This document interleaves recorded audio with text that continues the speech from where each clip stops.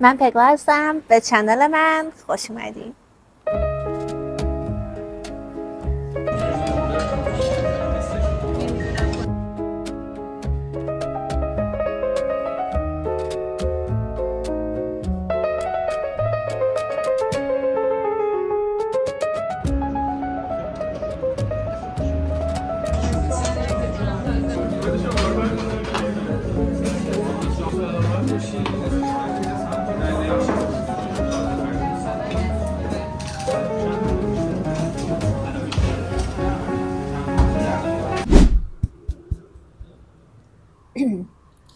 خب این اولین ویدیوییه که دارین به این شکل و شمایل از من میبینین.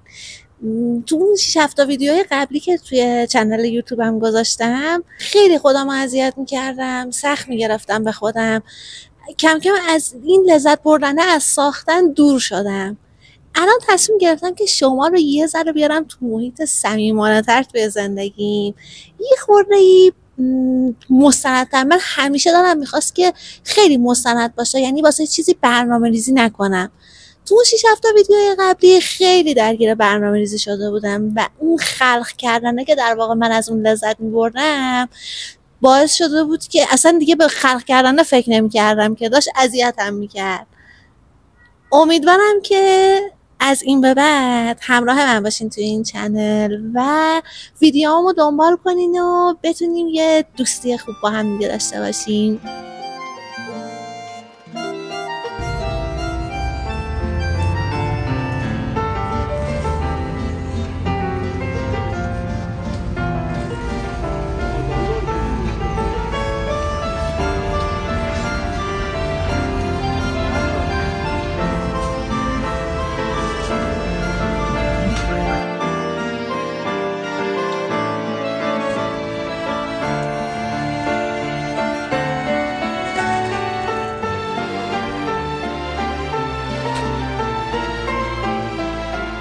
تقریبا از آخرین پستی که من توی اینستاگرام گذاشتم الان چقدر میگذره؟ 2 ماه. اصلا یهو همه چیز تغییر کرد دیگه. من 20 خرداد ماه که تولدم بود فکر نمی‌کردم 12 روز توی ایران جنگ بشه. اصلا از این بگم که چی شد که من نبودم. تقریبا آخرین ویدیویی که من تو چنلم آپلود کردم مال هفته آخر اسفند.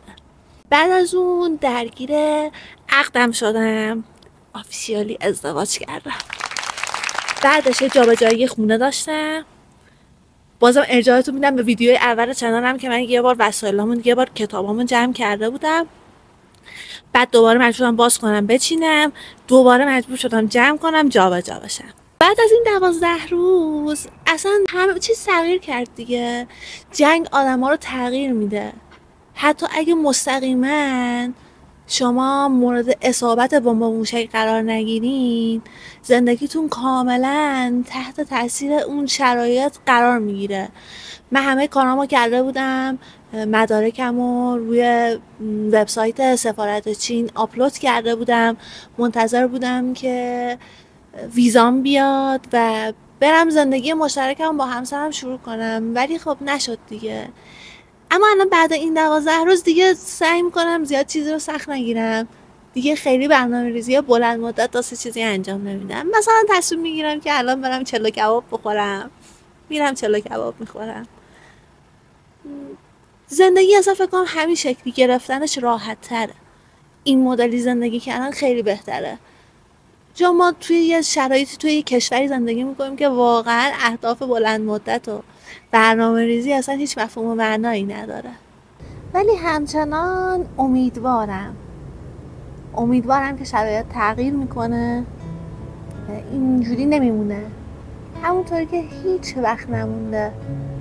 اگه از قدیم تو تاریخ نگاه بکنیم میبینیم که هیچ وقت حتی زندگی خودمون همیشه بالا پایین داره دیگه. یه موقع‌های خیلی خوب پیش میره همه چیز، یه موقع‌های سخت پیش میره و کلا فلسفه زندگی همینه که یه موج سینوسی رو هی بری پایین هی بیای بالا، هی بری پایین هی بیای بالا.